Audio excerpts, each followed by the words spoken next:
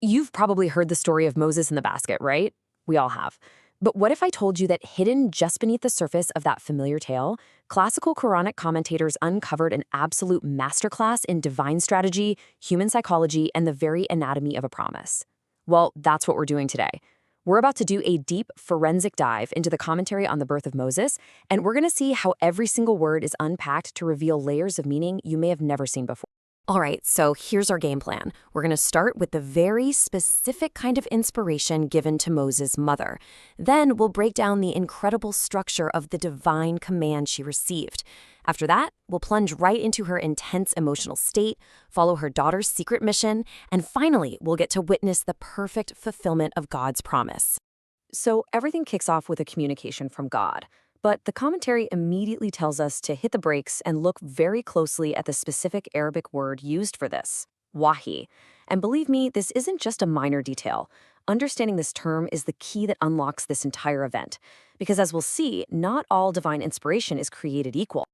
And here it is, the opening line of this whole drama, "and we inspired." It seems so simple, but for the commentators, this phrase immediately begs a critical question.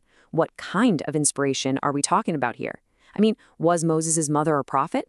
The answer to that question completely shapes our understanding of her role and everything she does next. This is where the commentators make a really crucial distinction. They explain that the wahi given to Moses' mother was a direct, private divine inspiration, a powerful instruction placed right into her heart for a very specific mission. It was not the wahi of prophecy that her son Moses would later get, which is a public message for a whole nation. No, she was a righteous person, chosen for an incredible task, and she was empowered by a direct line of guidance to get it. Okay, so now that we've figured out the how of the communication, let's look at the what. What was the message itself? Well, the commentary shows us that this wasn't just a simple instruction. It was this brilliantly structured framework, a complete package of action and reassurance that was designed to carry her through an absolutely unimaginable ordeal. I mean, just look at this perfect symmetry. The commentators point out that God gives her two things she has to do, two emotions she has to fight, and two unwavering promises to cling to. This is not random at all. It's a psychologically perfect structure. For every hard thing she has to do, there's an emotional guardrail. And for the whole mission, there's a divine guarantee. And right here, you can just feel the immense weight of her task. The first command, to nurse him, is the most natural thing in the world for a mother. But the second is a parent's worst nightmare. Put your baby in a basket and cast him into the river. As if that wasn't hard enough, she's also commanded to fight back the two emotions that would be screaming inside of her, fear for his safety and grief over being separated from him. But these two promises, these are the divine counterbalance. They're the anchor for her soul in this storm. The first promise, "we will return him to you," is like a direct medicine for her immediate maternal pain. The second one, "we will make him one of the messengers," pulls back the curtain to show her the ultimate, world-changing reason behind this personal tragedy. This is what she was meant to hold on to. So she does it. She follows the command. But what happens in the heart of a mother just moments after she's let go of that basket? This is where the commentary zooms in, performing this incredibly deep analysis of her emotional state, using the Quran's powerful language to describe what was happening inside. The text uses this stunning phrase, "her heart became empty." The Arabic word is farikhan. Now, for the commentators, this single word is a universe of meaning. They don't just read it and move on. No, they turn it over and over, exploring exactly what this emptiness felt like from every possible angle. And this question is absolutely central to their analysis of this verse. What does it really mean for her heart to be empty? The answer reveals the sheer scale of her psychological crisis. She was at a spiritual breaking point so intense that it almost caused her to derail the entire divine plan. The interpretations they offer are just devastatingly insightful. Some say her heart was emptied of everything except the all-consuming thought of her son. Others say it was emptied of all patience and peace. And most shockingly, some suggest that in her panic, her heart became empty of the memory of the divine promise she had just received. Her reason was gone, and she was about to scream and give the whole thing away. And right at this critical moment, God intervenes directly.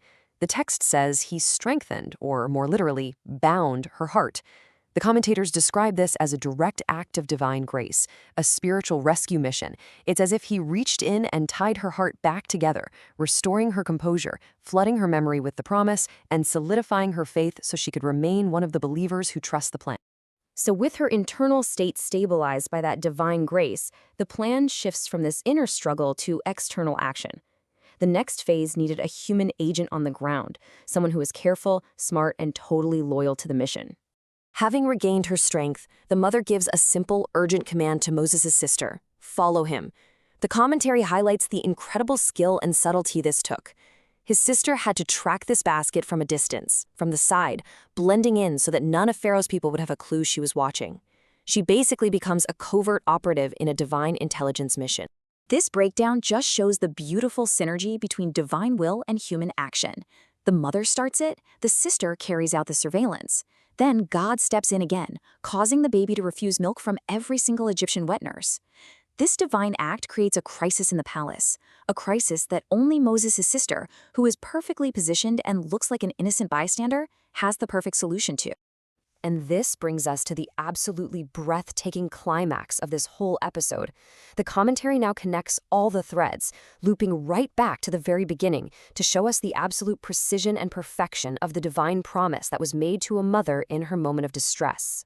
And here is the proof, locked right into the language of the text. The commentary points out this stunning linguistic parallel. The promise in verse 7 used the word raduhu, we will return him. The fulfillment in verse 13 uses the word radadnahu, so we returned him. It's a direct, literal, undeniable echo. The promise made was the promise kept, word for word. And the commentary explains that the return itself wasn't the only goal. It actually served a threefold purpose. First, to comfort her and cool her eyes, which is this beautiful Arabic idiom for joy. Second, so she would not grieve, a direct answer to the earlier prohibition. And third, and maybe most profoundly, so she would know, with the certainty of someone who has lived it, that the promise of God is always true. The verse ends with this powerful, poignant observation.